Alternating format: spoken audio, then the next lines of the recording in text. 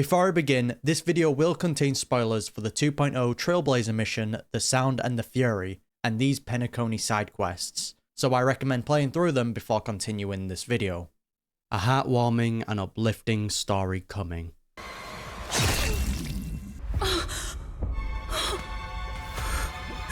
Well, that was a bloody lie. So there has been a lot of talk about Firefly recently, from things like what she's hiding from us, is she really dead, and what her true identity might possibly be. And I just want to throw my hat into the ring and bring up some different possibilities.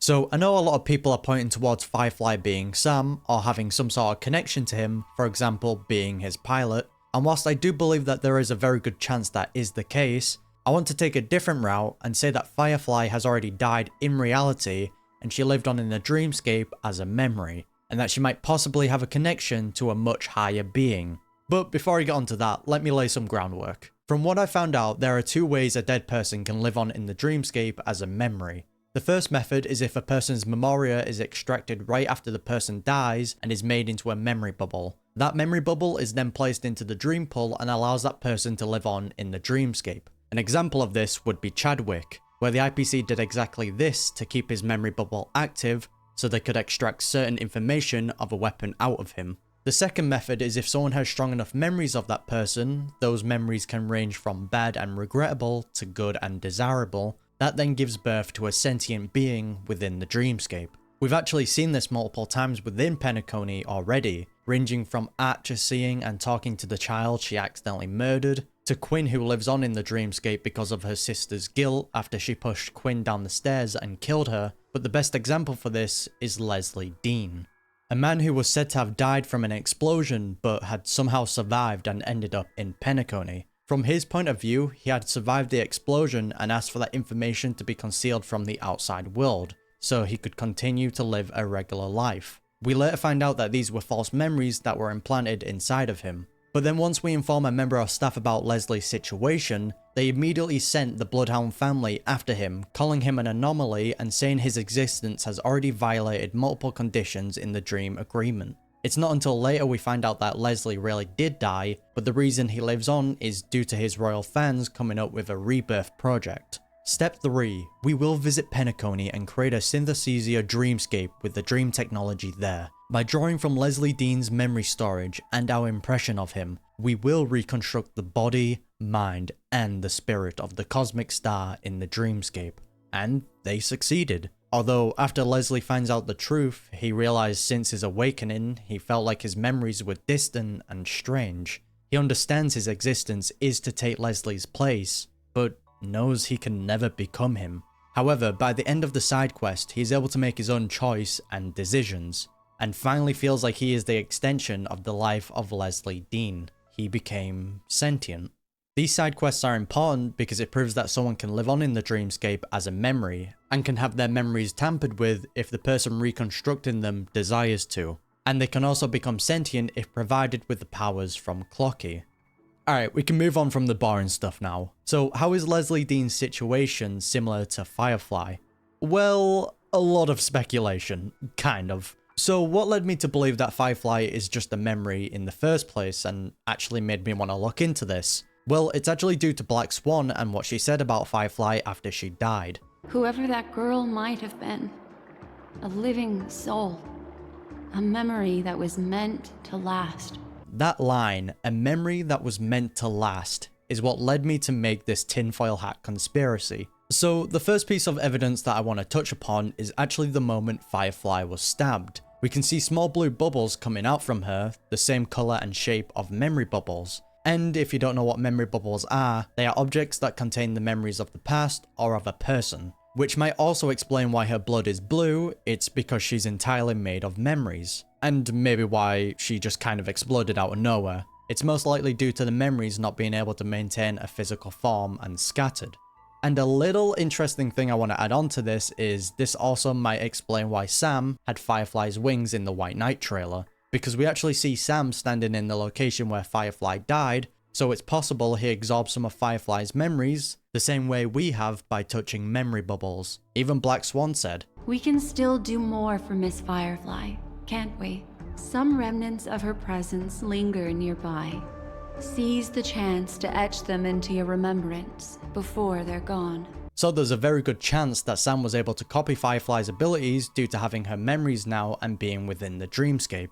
But going back to Firefly, her being a memory actually might be the reason why the meme, aka Death, was so engrossed by her and targeted her, because it might be possible that Firefly is connected to Zype, the Aeon of Harmony.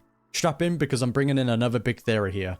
Death is the subconscious fragments of Aina, the Aeon of Order. And the reason it's attacking and destructing the dreamscape is because those subconscious fragments got corrupted or inverted by the desires from memories. And now those corrupted fragments of Aina wants to get revenge back at Zype, who absorbed them during the Swarm disaster. Because we already know that the Memory Zone meme enemies are constructed from the fragments of subconsciousness in the Memory Zone, thanks to the enemy descriptions. So how do we know that Death has the subconscious fragments of Aina?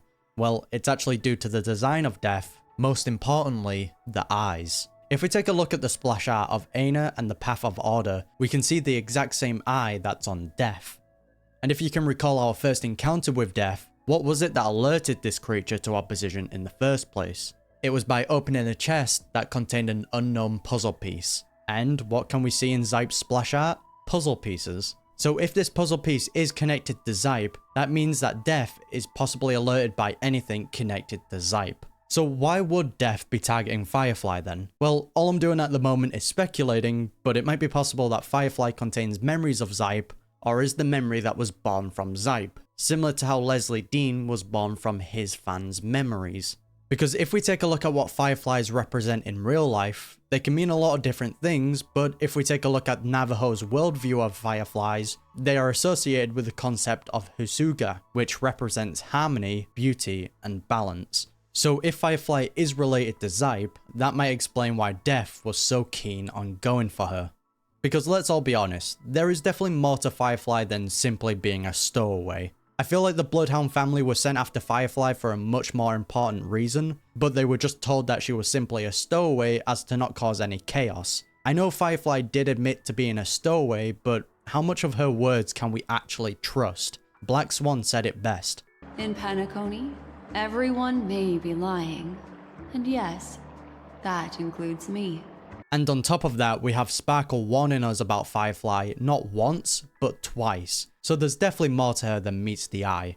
It could also be the case that Firefly has been implanted with false memories, similar to how Leslie Dean was, and she might actually believe she is a stowaway and nothing more. But the fact that she's withholding information from us gives us two possibilities. The first possibility is that she might not be able to tell us everything because she has missing memories, and she's trying to figure it out herself. Because we know that someone can implant false memories when creating a person within the dreamscape, so who is to say that the person who created you could also remove certain memories? Or the second possibility is that she does have those memories and is refusing to tell us, disproving the point that she might think she's a stowaway and nothing more. So you might ask, if Firefly is related to Zype, why is the family going after her? They worship the Aeon of Harmony, right? Well, it's because the family is suspicious as shit. They have already done a bunch of messed up things, the most common one being making people forget their memories, or how they like to call it, treatment. They basically use a special drink that is a special recipe of Soulglad,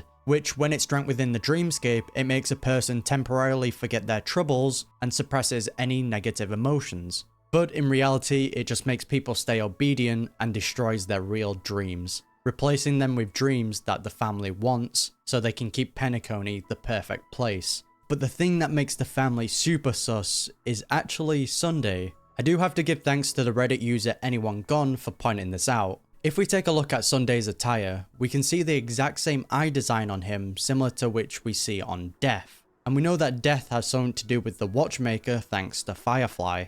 So if we are going for the theory that Death, aka Aina, is part of the Watchmaker or is the Watchmaker themselves, does that mean that Sunday is working with Death because he's possibly a follower of Aina?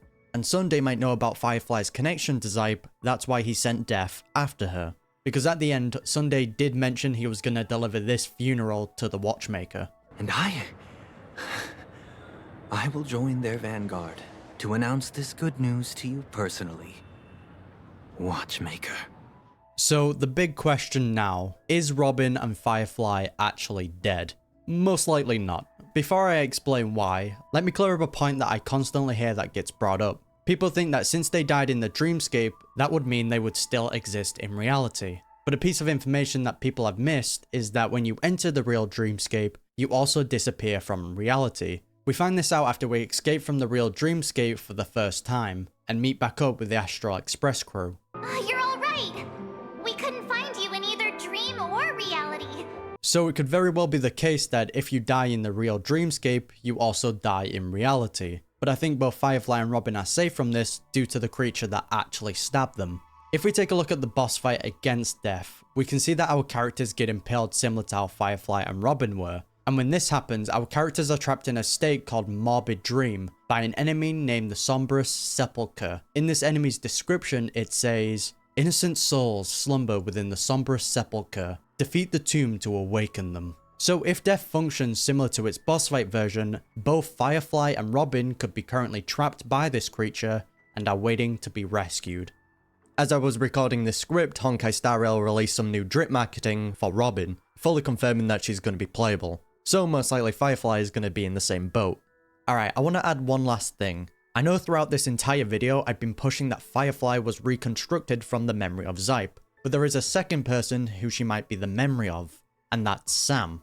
So if we are going with the theory that Sam and Firefly have some sort of connection, for example, the biggest one being that Firefly might potentially be Sam's pilot.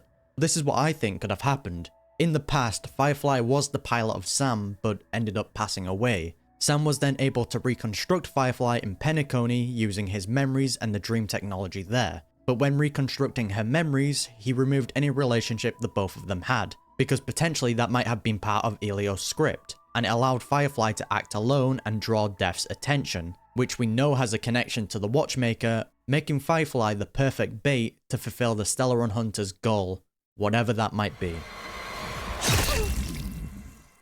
So that wraps up this tinfoil hat conspiracy. I really do want to trust Firefly. After all, that rooftop scene did hit me right in the feels. Oh, Hyaverse, you are way too good with your music.